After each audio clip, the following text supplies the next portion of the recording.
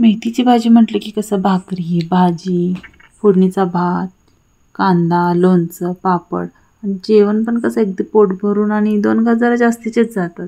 तर चला आपण आज मेथीच्या भाजीची रेसिपी बघूयात. सर्वप्रथम आपण कढई गरम करून घेऊयात. कढई गरम झाल्यानंतर त्यात थोडेसे तेल, जिरे, ठेचून घेतलेला लसूण, चिरून घेतलेली हिरवी मिरची, कांदा हे सर्व मिश्रण चांगलं भाजून घेऊयात. मिश्रण भाजल्यानंतर आपण निवडून घेतलेली मेथीची भाजी 3-4 वेळा स्वच्छ पाण्याने धुवून घेतलेली आहे. ती भाजी आपण आता ह्याच्यात टाकून घेऊयात. भाजी टाकल्यानंतर आपण त्यात चवीपुरतं थोडंसं मीठ घालणार आहोत. मीठ घातल्यानंतर भाजी थोडीशी चांगली हलवून शिजवून घेऊयात.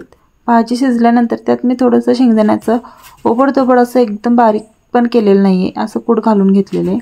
ते सर्व मिश्रण आपण चांगलं हलवून घेऊन एक 5 मिनिटासाठी झाकून ठेवूयात. 5 मिनिटांनंतर आपली भाजी बघा तयार झालेली आहे. आणि तुम्हाला जर भाजी थोडी कोरडी वाटत असेल तर थोडा पाण्याचा शिंतोडा देऊन भाजी तुम्ही थोडी अजून शिजवून घेऊ शकता.